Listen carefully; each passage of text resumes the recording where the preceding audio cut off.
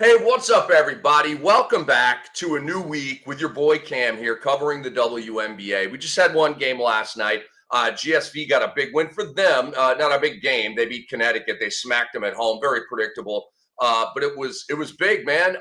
They have moved into 7th place. Seattle is in 8th place. And in 9th place, my LA Sparks, who we'll talk about in just a little bit. So as you can see, I'm just bursting with WNBA goodies. This is the SportsEthos WNBA Today with your boy, Rick Kamla. So let's get to it. We always start the show, and it's really the skeleton of the show is the top 3 and bottom 3 from the last week in the WNBA. So we cover the whole thing. It's a weekly recap, and we're happy to have you guys and girls along for the ride. Please retweet this on your timelines. Let them all know that your boy Cam is over here treating the WNBA the way it should, all right, with the goodies. Number one, the top thing I saw last week in the WNBA was Sunday when the Lynx beat the Liberty. This is the matchup. There's the Caitlin Angel matchup. It's fun and all that. It doesn't matter as much as this, not even close, okay? And, the point is moot because Caitlin never plays. So let's just forget about that for a second. Obviously, for this game, no Nafisa Collier for the Lynx, no Breanna Stewart for the Liberty, and that sucks. And so the fact that both teams were without, clearly Collier is Minnesota's best player. Stewart, I believe, is New York's best player. You could create a debate with Sabrina. I'm not mad at that. She's a total badass. So I found it interesting that, Minnesota doesn't have their top player. Liberty doesn't have arguably their top player. So this is a bit of an equal footing game, right? Let's see how these teams do shorthanded. The Lynx, of course, won this game in New York, okay? Very impressive win, a statement win. I'll get into the standing importance of it in a minute. Obviously, these teams have played twice. Minnesota beat them there, and now Minnesota went to New York. This was the first matchup in New York since the Liberty won that decisive Game 5 in the WNBA Finals. And so, again, the revenge factor, the on a mission factor showed out, as I've been talking about all year. Now, bench scoring was the difference in this game. And I've been telling you about Minnesota's depth all year. I've been telling you about New York's lack of depth all year. And that came to the surface in this game, especially in a game without Stewart, in a game without Collier. You had Dejanay Carrington had a very good game. Klondikova had a good game. Heidman had a good game. They're the only 3 bench players for Minnesota in this game. They combined for 34 points. All right. They outscored New York's bench 34-19. 19 is not a horrible number off your bench in the WNBA. That's not that. 34 is gargantuan, okay? So the Minnesota bench won this game. Game ball to either Dejanay or Klondikova or Heidman, or all 3 of them get a game ball, okay? McBride was awesome. Leads the league in 3-pointers made, by the way, at 2.7. Kayla McBride, absolutely love her. She's such a dog and a driller. All right, she had 18. Alana Smith, I told you, listen to this stat line. The box score loves Alana Smith, by the way. And Alana Smith loves the box score. Against the New York Liberty, with Meesman and with Jonquel Jones and a badass team, Alana Smith went 8 points, 9 boards, 7 assists, 3 blocks, I'm not done, 4 steals, I'm not done, 2 threes. Okay, so Andre, has any, literally, and Andre, I'm joking, I don't actually want you to do this, but has any woman in WNBA history ever gone 8, 9, 7, 3, 4, 2? Has it ever happened before? Has Alyssa Thomas ever done that? Maybe. Not a 3-point shooter, though. Right? Alyssa Thomas doesn't hit 2 3 balls in a game very often. Maybe that's her career high. It's just not her game. She plays within the circle. 8, 9, 7, 3, 4, 2. Sounds like some kind of code, right? No, that was her stat line. That's as nutty as it gets, dude. 7 defensive stats, almost a triple-double, 2 threes to boot. Crazy line. Courtney Williams just kept doing what she's doing all year. 14, 5, and 7, a block of steals. She was absolutely fantastic. And having just an immense all-star year. Now, Dejanay Carrington, let's talk about her. And again, I mean, I think we all, like, I'm not going to sit over here and Dejanay Carrington, the trade to Minnesota, I made a huge deal out of it. It's paying incredibly bountiful and immediate dividends to the surprise of no one. Should be this to the surprise of maybe some people in Minnesota, not big W fans, are like, who's Dejanay Carrington? Oh, man, she can really play. Okay, maybe some of that's going on. I'm sure some of that's going on. But to those of us who know, all right, Dejanay Carrington, I in the offseason, Dejanay Carrington to Dallas, I'm like, why? Why? This is not going to fit. She's way too much of a dog for a rebuilding team. And at the time, I had no idea how clueless Co-Clanis is, Coach Co-Clueless. And we all now know, all right, one and done. Yo, Dallas, one and done. Guillotine, one and done, okay? Marie Antoinette, I'll stop right there. I'll stop right there. Dejanay Carrington in this game against New York went 15, 6, and 3. 2 steals. This is off the bench. Played about 24 minutes, something like that. What a line, right? 15, 6, and 3, 2 steals, 2 threes. I love Dejanay Carrington. I do. I've loved her for a while. Like I told you, she's most improved player in the game last year. The kind of defensive dog that is going to be putting on ski goggles and being on the top of a bus going around the streets of downtown Minneapolis. Okay, as in a champion. All right, this is what you need. Her first 3 games, pardon me. Her first 3 games with Minnesota, they're 3-0, by the way. She's gone 13.3 points, 4 rebounds, 2 steals, and 2 assists. This is all off the bench. Okay, and this is in 3 games. So it's been an incredible trade. I can't think of a bigger, more impactful trade this year than Dejanay Carrington. And I know that some other big trades have gone down. The Kelsey Plum thing, I got to give it to but that was before, that was an off-season trade. I guess I'll say in-season trade. I think Dejanay Carrington is the biggest one. Kelsey Plum, I mean, she's 5th on my MVP board. That's a pretty massive trade and a pretty horrible blunder by again, how did you guys trade Kelsey Plum? Future Hall of Famer, prime of her career. It's so dumb. I gotta be honest with you. Just had a thought bubble.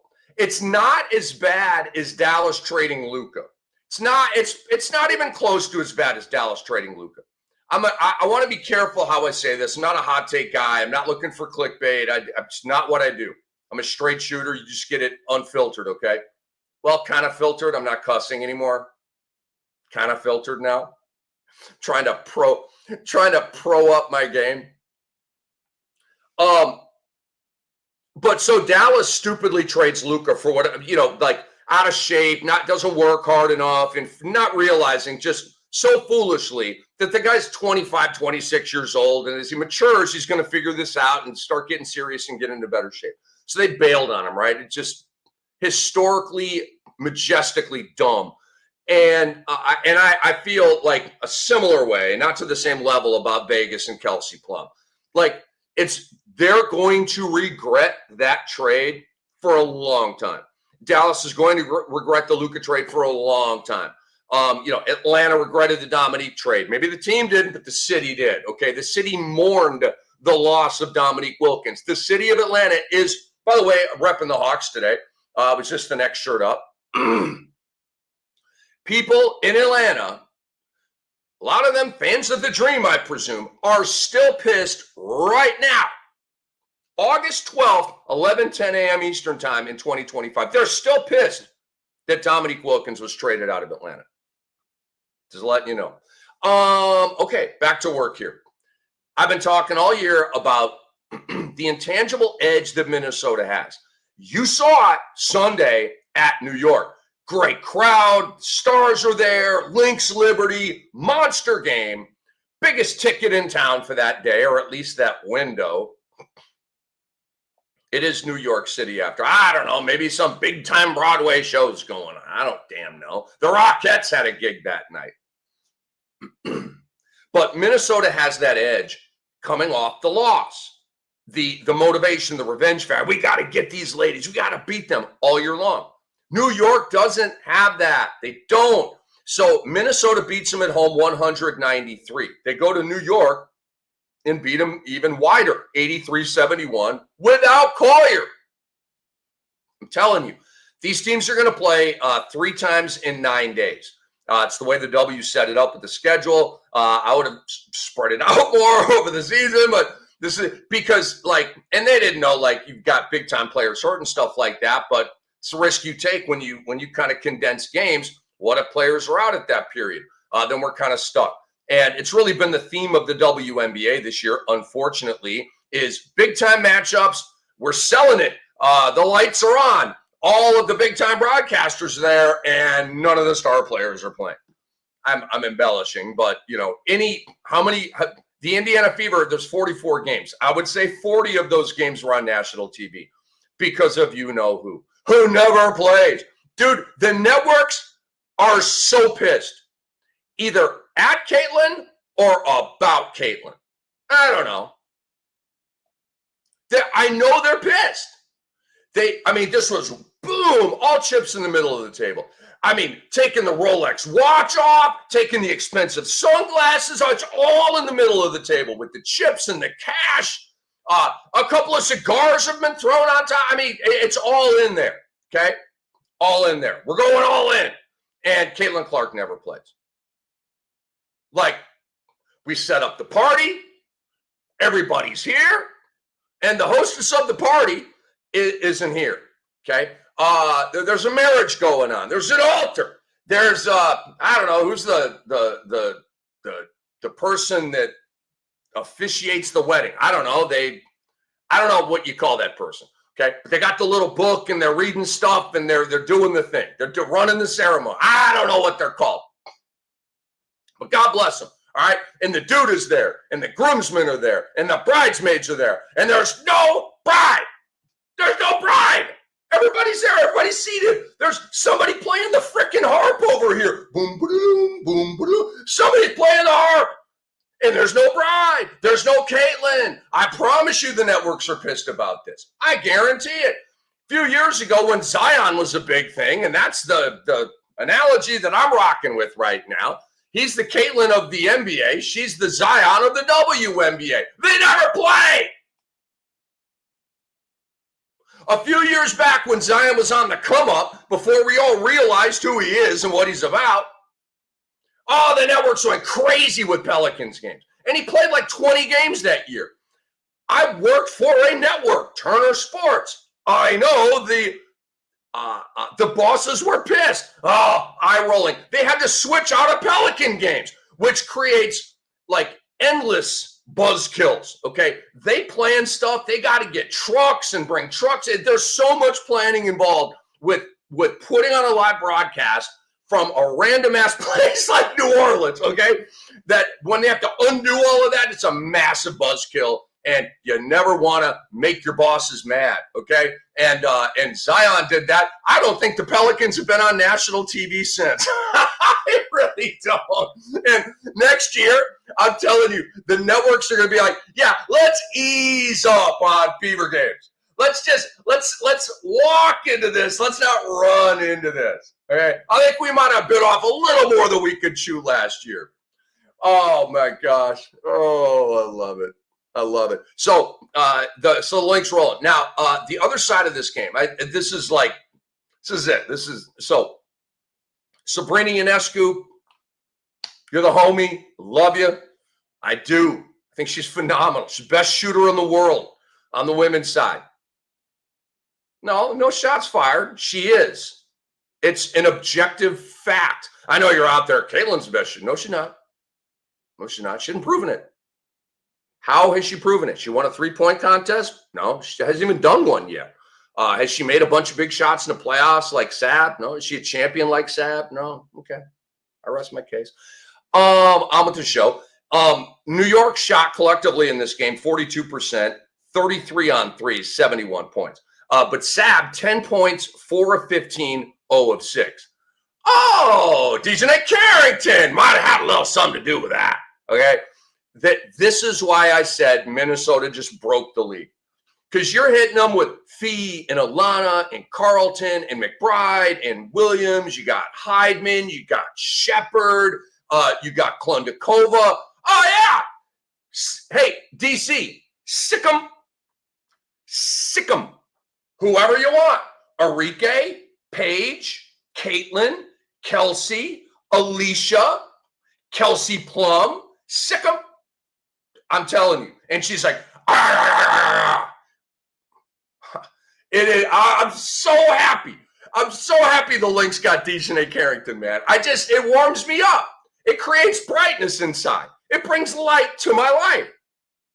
Minnesota and Nafisa Collier are Oklahoma City and SGA. It's their year. Is it clear to you guys? Is it clear to you guys? It's clear to me.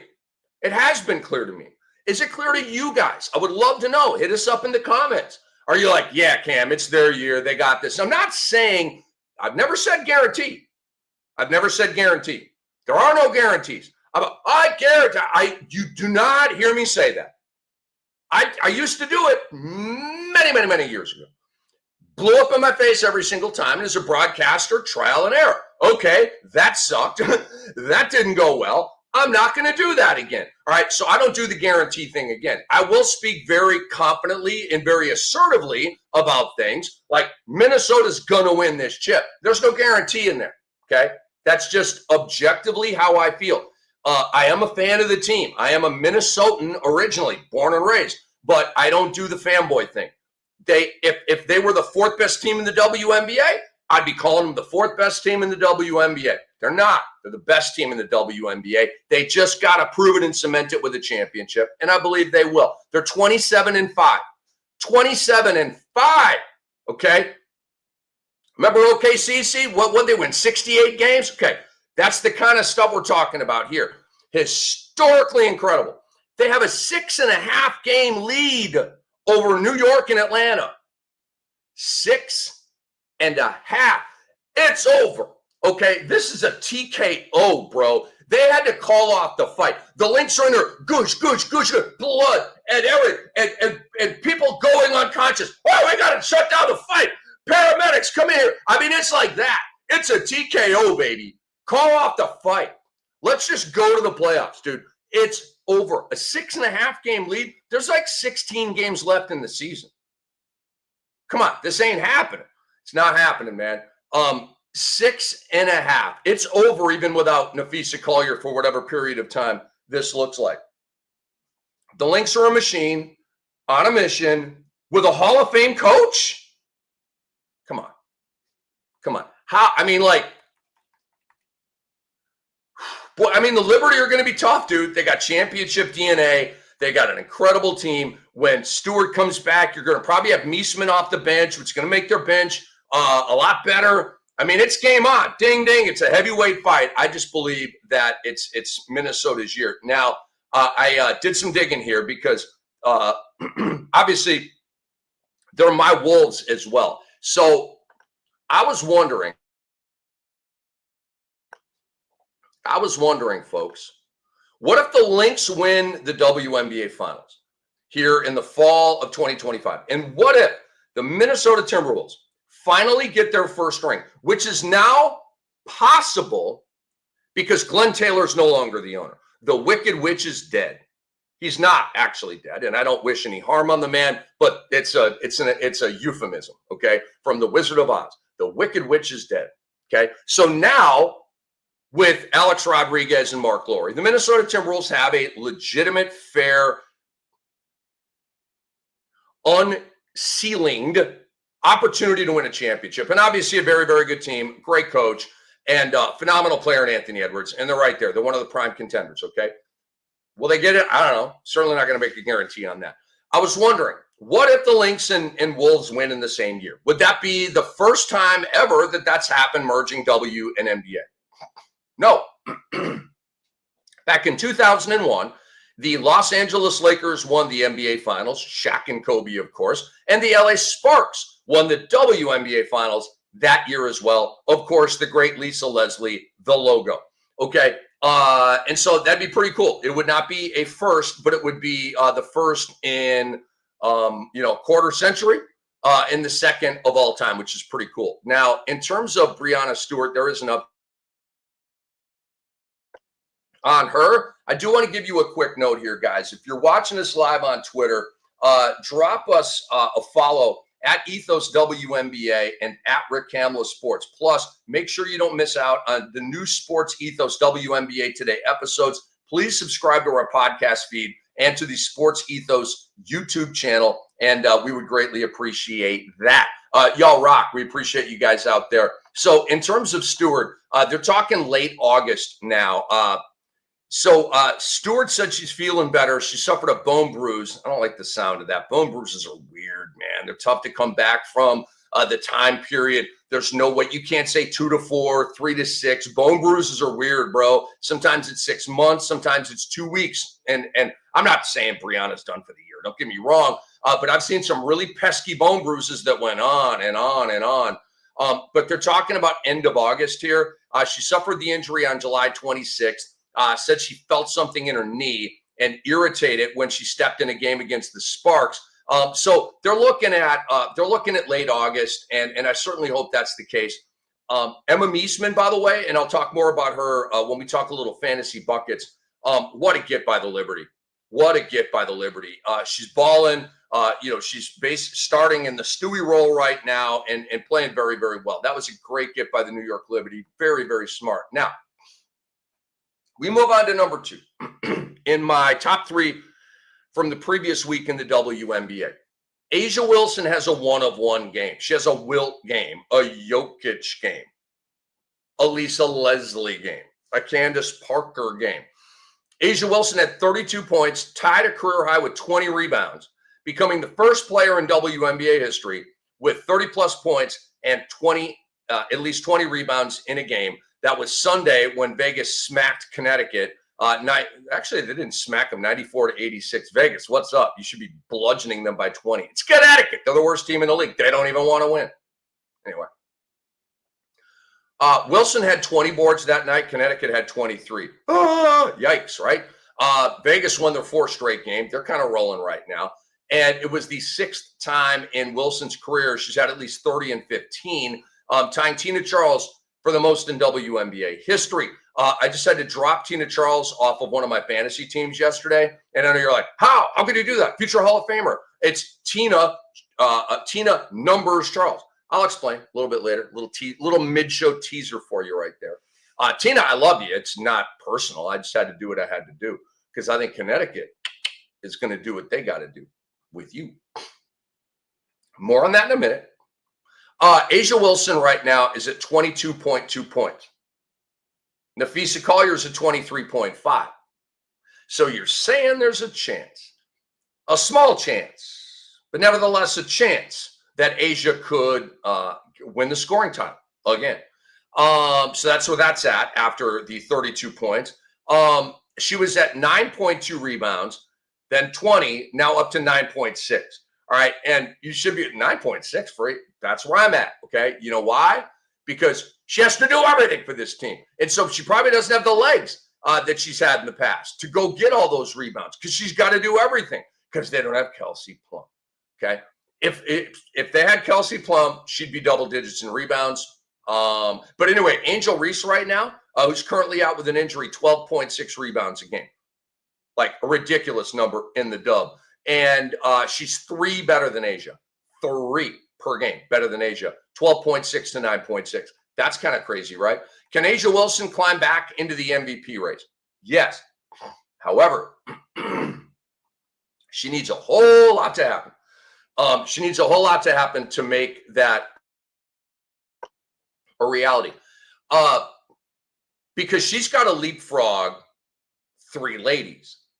And maybe she may even slide back below Kelsey Plum, But like I did my MVP board and nothing's changed with it. It's Nafisa Collier, number 1. Number 2 is Alyssa Thomas. Number 3 is Sabrina Ionescu. Number 4 is Asia Wilson. And number 5 is Kelsey Plum. If the LA Sparks get above Vegas, I will have no other option than to move Kelsey ahead of Asia. So as long as Vegas stays ahead of the Sparks, Asia will stay ahead of Kelsey. Yes, the standings mean that much to me. When it comes to MVP, it's not everything. It's a merging of stats and record. Okay. So you can't, it's got to be both, right? You can't be the top player on a fantastic team with low dose stats. I'm not looking at you. Donovan Mitchell last year, for example, all right, his stats were really, really good. They weren't MVP good, right? And you had Mobley, Jared Allen, and Darius Garland. And so the wealth was really spread out. I'm I just can't get behind any kind of MVP chatter for Donovan Mitchell. I'm not sure he's even his team's MVP, but a lot of people ran with it because he's he's noted to be the best player on the team, and he is. But I don't rock that way. It's got to be like stats that make you go like this, whoa, look at those stats. And then you got a kick-ass record. So Vegas has got to keep winning. Minnesota's probably going to come back to the pack a little bit. Good luck with that. I don't see that happening. And so you may be wondering here, why did I choose Lynx and Liberty over Asia and a 1-of-1 game? Just journalistically, why did I stack it this way? So the reason why is Minnesota, New York it's the most important thing in the WNBA right now. It's more important the results of those matchups and the analysis that comes from those matchups, knowing that they're on a collision course for another matchup in the WNBA finals, barring something crazy. I don't see Phoenix beating either of these teams. I don't see Atlanta beating either of these teams. I don't see Indiana or Las Vegas or Seattle or any of those teams beating Minnesota or New York. I don't. They're on a collision course. It's going to happen. So Minnesota and New York and those matchups will always trump everything. Now, if a lady had a 50-point game, because 32 and 20 from Asia is really, really, really impressive, but it's not surprising. And what's kind of surprising is there's never been a 30-20 game in the WNBA until now. And I keep saying this week after week. The history that's being made right now in the WNBA is unlike any other period or era in this league. Okay. This is the greatest stat era in the history of the WNBA. And it's not even close. What Angel's doing, what Caitlin's doing, what Paige is doing, what they're all doing. Asia, first 30-20 game of all time. What? How about the Diana Taurasi Kelsey Plum stat? Taurasi is the only guard in league history to go 20-plus points and 5-plus assists in multiple seasons. It's outrageous. I can't believe it. Kelsey Plum has a chance to do that this year and become the second lady, only the second lady to do that. It's wild and crazy, right? Yes, it's the greatest stat period in WNBA history, and it's not even close.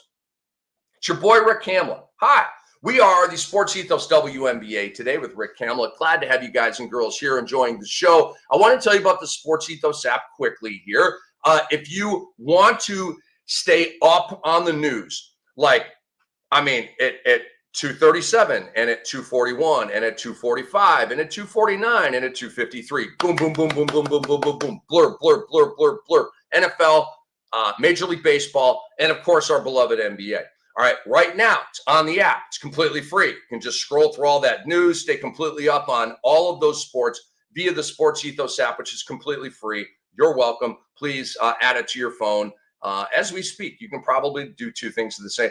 Can you walk and chew gum at the same time? Well, then you can probably watch a podcast and download the SportsEthos app at the same time. I'm just saying, I'm not trying to run your live, tell you what to do. I'm just saying, if you can chew gum and walk at the same time, I like your chances of being able to download the app right now. Number 3 in the my big 3 from the last week in the WNBA. The Sparks. I get a charge out of the Sparks right now. The Lynx are my squad, but I'm pumped about the Sparks. I am. Love their team. I love what's happening, the growth of this team. They are You know what? You know how they say you don't want to peak too soon? And you know how they say, you want to get hot right at the right time, right at playoff time, right? The Sparks are that team that's getting hot at just the right time. Like, they literally are the definition of that right now. Has a team peaked too early in the dub? I can't really think of one right now. I can't because I don't think Phoenix like peaked and now they're dipping and they're still winning. They're still Atlanta. I don't really think there's that team. Okay, anyway. So the Sparks beat the Storm on Sunday, all right, to keep their thing rolling. Now, I told you at the very beginning of the show, GSV's win over Connecticut was very important last night. They leapfrogged Seattle into 7th place. All right, Seattle is now in 8th place at 500. They are a half game back of GSV. And then a half game back of Seattle is the LA Sparks. All right, this is going to get really exciting here as we come down the home stretch because there's no drama at the top. It is all Lynx, okay? There's going to be drama for who gets the 2nd seed. New York and Atlanta are tied. Phoenix is 1 game back, okay? 2, 3, and 4 in the standings. Indiana and Las Vegas are kind of separated a little bit at 5 and 6. All right, because they're 1.5 games off of Phoenix, 1.5 games ahead of GSV. So there's a little bit of the separation there. And I would probably tier it that way. Top 4 teams, and then those 2 teams, and then these next 3 or 4 teams. GSV, 16 and 15, they've won 2 straight. Seattle is free falling. Free falling. Okay, they've lost 5 games in a row. They're 16 and 16. LA is 15 and 16. Okay, so we're in a Sweet 16 bowl of soup right now with these teams. I'm telling you, they're all separated by 1 game. All right, now the Mystics are 14 and 17. They're 1 game behind the LA Sparks. However, they are 3 and 7 in their last 10 games, and I will have more on the Washington Mystics and the trades that they made last week in just a moment. But huge win for the LA Sparks, as you can see. I love that they're in this. I love that Kelsey Plum is not down there at 8 and 24. I love that Kelsey Plum is every game is super important. These are all playoff games right now. If you're Seattle, if you're GSV, and if you're LAS, and to a degree Washington, who's fading, these are all playoff games right now in the regular season. If you don't win these games, you won't be in the playoffs. Like, the fall of Seattle is weird. You got Diggins, you got Nneka, Malonga's balling, Magbagor is balling. You just brought in who'd they bring in? Sykes, I believe. Like, I don't understand all these losses for Seattle. I feel like maybe they need a new coach. I don't know. I'm not trying to have anybody catch a stray here, but why not? I guess. Don't you guys feel like Seattle has more talent than a 500 record? I'm just saying, like, this actually just kind of hit me. Like, you go down the roster, you see okay, Diggins, future Hall of Famer, Nneka, future Hall of Famer. You've got all these other players, right? I mean, Wheeler's going to come off the bench right now. Wheeler's been killing it as the 2 guard for Seattle all year. I don't understand how they're 500. I really don't. Maybe there's a move. In this game, when LA beat Seattle, De'Ara Kahambi was the hero. She scored 7 of their final 9 points. She had a game-winning 3-point play with 5.6 seconds left. And wow, what a year she is having. So this year, 17.5 points. Last year, 17.3 points. This year, 8.1 rebounds. Last year, 9.2 rebounds. This year, 3.4 assists. Last year, 3.5 assists. This year, 1.6 steals. Last year, 1.7 steals. I mean, you want to talk about, like, there are players and there are things, investments where you can't fully rely on future results based on what's happened in the past, right? Well, with De'Ara Kahambi, you can, okay? You can just basically wash, rinse, repeat, a 17, 9, and 3 PRA with almost 2 steals per game. Just put it in the box score in ink, not in pencil, in ink, okay? Dearica Hamby and Asia Wilson are on pace to join Breanna Stewart, Candace Parker, and Tamika Catchings. I mean, are you serious? That's royalty. As the only players in league history to average 17 points, 8 rebounds, and 3 assists across multiple seasons. Again, here we go again. Here we go again. I got to read. Again, I can't believe I'm reading this statistic.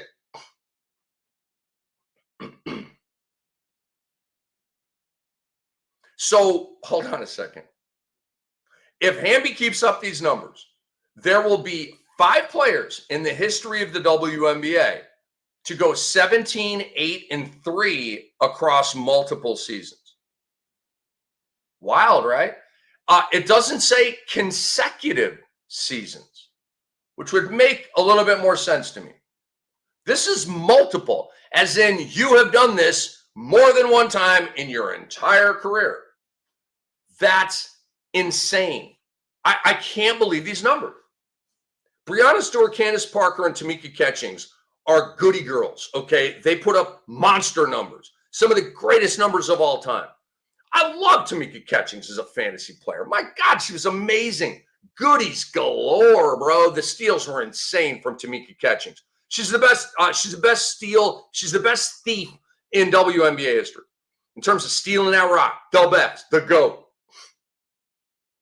I mean, I just sit on this history and marvel at it. I'm like, how?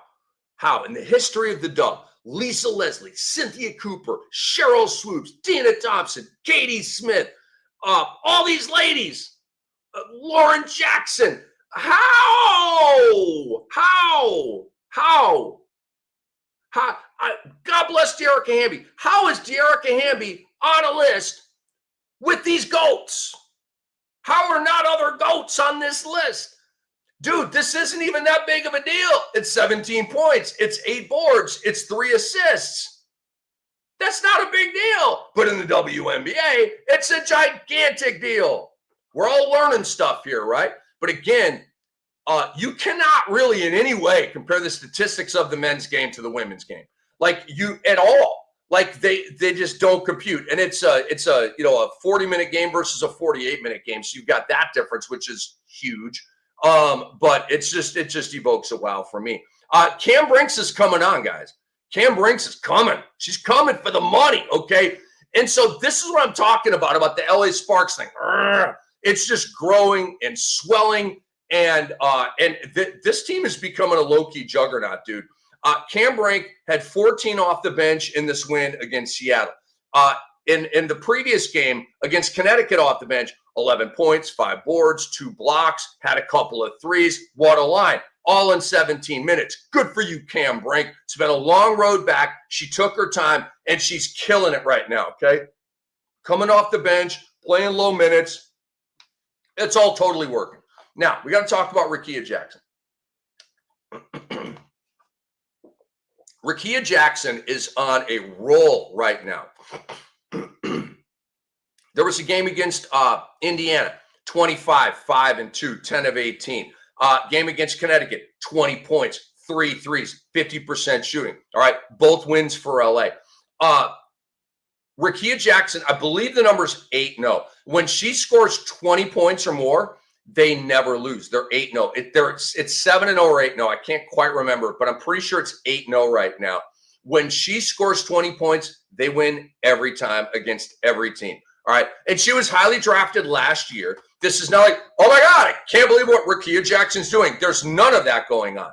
I'm not surprised at all. I'm impressed. Okay. Big difference. Surprised is like, wow, I didn't think she had, I knew she had this in her. And now we're getting it. Just based on what she did at LSU and now what she's doing with the LA Sparks. So if you guys could take a minute, go to SportsEthos.com. We have a fantasy football draft guide over there that's amazing. We got the NFL covered, college football covered. I will have an article on the college football side hitting very, very soon about what did I write about last night? My pop players.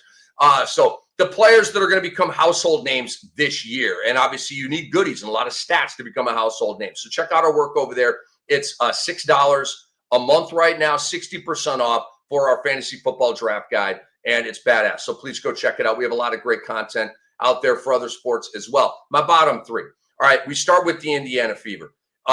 They are having the most dramatic season in the league, and it's not close. They just lost Sydney Colson and Ari McDonald, okay? Sydney Colson was kind of a low-dough bench player, but a dog and just like a good 10 to 12-minute per game player. Ari McDonald was a revelation, okay? She came over. She was killing it, became a fantasy pickup, all without Caitlin, right? Well, they are both now out for the year. Out for the year, okay? Not just a couple of weeks. Bye. Like it's just like, doom, doom. They're both gone and not a part of the Fever puzzle anymore. So major buzzkill, right? Major buzzkill. Help is on the way. I got to give the Fever front office credit. They did a great job in the offseason bringing in, Howard, and I thought the Bonner move was a good one. It didn't work out. But, the Ari McDonald move was fantastic. Picking up Sophie Cunningham, great move by that front office. And here's another one. All right, we just lost Ari McDonald. We just lost Sid Colson. Okay, 2 guards. Got to go get a guard. Odyssey Sims somehow's on waivers. Odyssey Sims can go. She's a bucket getter. She's like, if you give her time, she'll give you 10 or 12 points. All right, and so I love the move by Indiana. They need buckets. They had to play a game without a point guard. All right, when they lost Colson and they lost McDonald, didn't have Clark, they played a game without a point guard. Well, now they have a point guard in Odyssey Sims. So I like it. Now, there was a report today about Caitlin Clark. Here we go. She's still on ice. No way. Yeah, way. She's still on ice, dude. Still on ice. Caitlin Clark, I didn't plan on talking about Caitlin. I went through the rundown last night. I was looking, there's an update on Caitlin Clark. All right, we'll add this, at least for only comedic purposes, to the show. She hasn't played since July 15th. Feels like last year. I know to the networks it does. I mean, they're pacing the floors right now. They're doing their little putter in their executive office on the carpet into the cup, right? They're practicing their putting because it's so important for executives to be good putters, right? They're always in their thing putting. I think of Alec Baldwin, right, from Along Came Polly, in there golfing. It's so funny. Good times. What did he say? Good things? I can't remember what he said. I think it was good things. Anyway, where the hell was I? Caitlin Clark. Okay. Is there an update here? All right. Stephanie White, the head coach of the Indiana Fever, said, no return to practice. No. She's been able to get a little bit more of her full court running with all of her body weight. Woo! Caitlin Clark can run with her body weight. Oh, my God. Oh, angels are singing. Caitlin Clark began full court running last week. I'm 56 years old. I can full court run. I can. Not for very long. I play drums. It's more up here, right? I got the stamina and the conditioning up here, back, upper body, all that, right? I don't run a whole lot, okay? All right, Stephanie White, no return to practice. She's been able to get a little bit more of her full court running with all of her body weight. Like if I'm a reporter out there, I'm just like trying to hold back laughter. Like, are you serious right now? Full court running with all of her body weight. I mean, oh my God, what a transformation! What a metamorphosis! She can run with her full body weight. I can't believe it. Thing is, she can't really run with her full body weight. Like, that's news. Oh, wow. She just ran with her full body. What the hell is she supposed to run with? She's supposed to chop off an arm and run with not her full body weight? What are we doing here? Stephanie White continued. It's really building up from doing minimal to building some endurance to doing longer periods of time. She's been able to do a little bit more on the court in terms of how she moves, but not into practice shape. Guys, we're at ground zero with Kayla. They had to strip it all the way down, bro. Like, rest just shut down the whole operation, right? That sounds to me like what they did. Like, a lot of times you're hurt, you continue to like work out through it. I don't know the whole medical game thing, but sometimes though injuries require inactivity. to just like let everything calm down. But then it's the long haul to build back up, especially for a player who's had 4 non-contact injuries to 4 different body parts this year. Okay. Can you imagine the thin ice that medical team is on right now? This is Caitlin Clark. This isn't the franchise. This is the face of the league. Okay. And so there's always a blame game played. I'm blaming Caitlin. I think Caitlin went Hollywood, didn't work out as much, wasn't in good enough shape. Bing, bing, snap, crackle, pop, stuff starts going wrong. Okay? It's not the medical team's fault. How is that the medical team's fault? But it's a ruthless game. Okay? GMs get whacked and they shouldn't get whacked. Coaches get whacked and they shouldn't get whacked. Medical team leaders get whacked and they shouldn't get whacked. But they get whacked. They do. Caitlin Clark needs to be held accountable. So, like, if I see a report, it's sometime in the offseason that the Indiana Fever have fired like their head of medical performance or whatever, I'm gonna freak out, because to me, you can't fire Caitlin Clark, but you got to get a new version of Caitlin Clark. All right, she got to go Luca on herself. She's got to be on the cover of Women's Health. Caitlin needs to be held accountable for this by the Fever. No. Stop kissing her butt, okay? And you don't have to kick her butt, but you got to let her know this is unacceptable. Changes got to be made. Upgrades got to be made. Sacrifices got to be made. You got to play. This ain't it. That's all I'm saying, okay? She's got to be held accountable for this. It can't be, oh, well, she gets a pass. She's been hurt all year. No. Why is she hurt all year, okay? Get to the bottom of that. You don't just say, oh, well, she played all the games last year, and so she's been hurt this year. Oh, well, it's not that easy. It's not that easy, okay? If Caitlin Clark had one injury this year, she had a groin injury, hurt it again, came back, hurt it, that's different, okay? That's a pesky thing. This is 4 different body parts, bro. That requires some analysis, some looking in the mirror. Why is my body breaking down? All over my body. All over my body. It's an EDM song that I like, just came into my brain. I'm weird. You guys knew that already, right? Change has got to be made. She's got to be held accountable by her team. No more yes man, no more yes woman, no more, okay?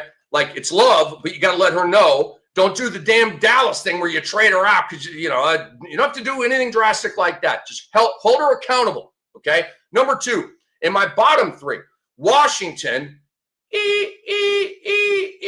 backing up a moving truck to a would-be playoff team. Washington was a nice story. You killed it in the draft. You got Sonia Citron. You got my girl Kiki Ariapin, both all-stars this year. Wow, you're winning. You're in the playoff chase. And then they trade Aaliyah Edwards to Connecticut for J.C. Sheldon, who's a bust. She was overdrafted. Sorry, it's the way it is.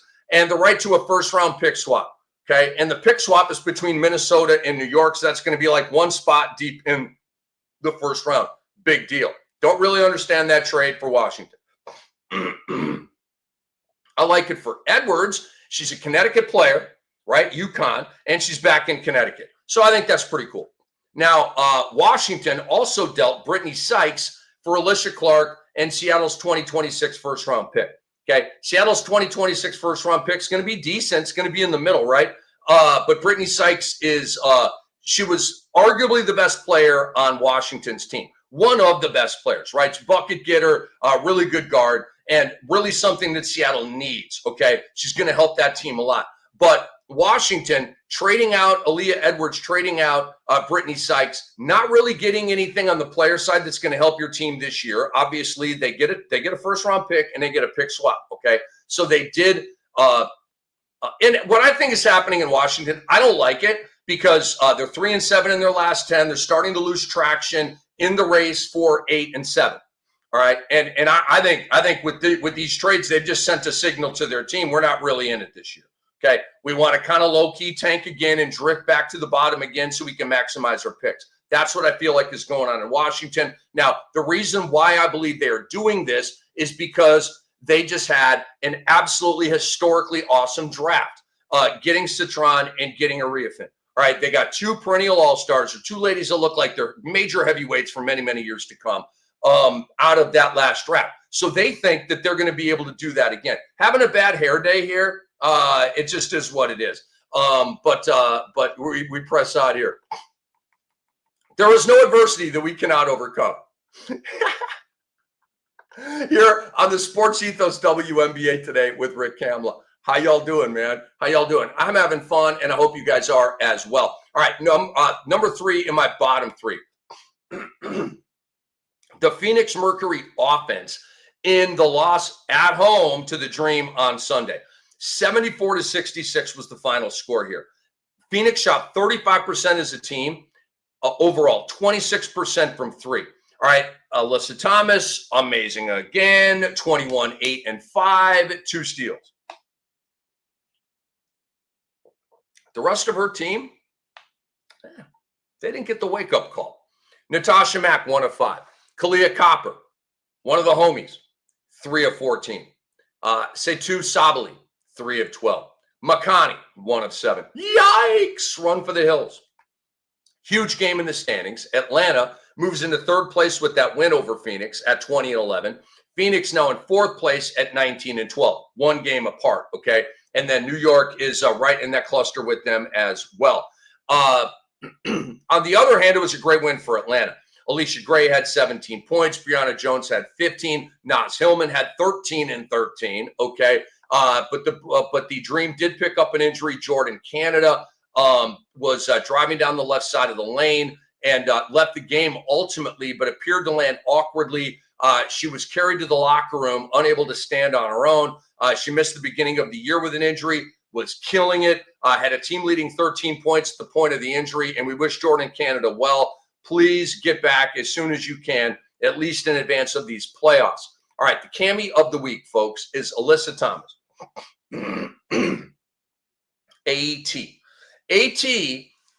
recently went 18, 11, and 10, triple-double. First WNBA player with 3 straight triple-doubles. Again, wild history, right? This one, I'm not as blown away by this one. Okay, so you're telling me that no lady in WNBA history ever had 3 straight triple-doubles in the history of the game until Alyssa Thomas. That one I can believe. That one I'm like, okay, that one kind of sort of makes sense. A lot of these just literally don't make any sense to me. They don't. So good for Alyssa, man.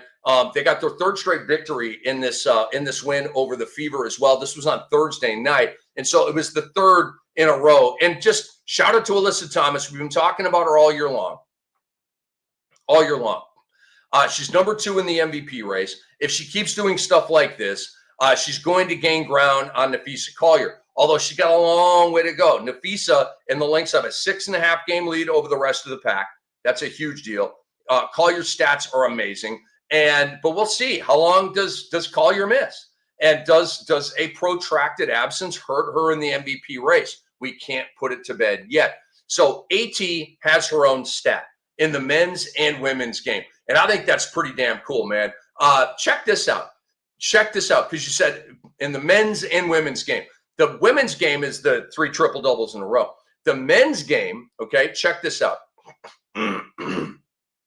AT right now is 1st in assists, 3rd in rebounds.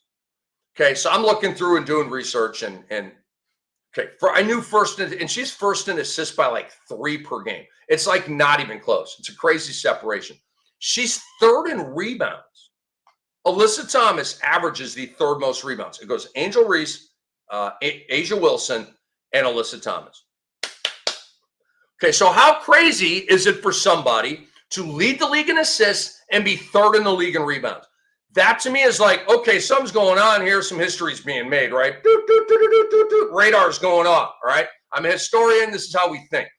No NBA player has ever finished in the top 3 for both assists and rebounds per game. AI tells me this. Andre may tell me, the great producer, Andre Lemouche, may tell me, no, Cam, back in whenever some NBA, this is what AI told me. If that information's wrong, how do we levy a complaint against AI? How do we do that? How do we rebel? How do we rage against the machine that is AI? I don't know. AI tells me no NBA players ever finished in the top 3 for both assists per game and rebounds per game in the same season. Okay.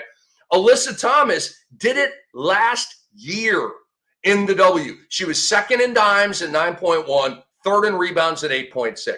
So she's going to do this in back-to-back years, top 3 in assists, top 3 in rebounds. Okay.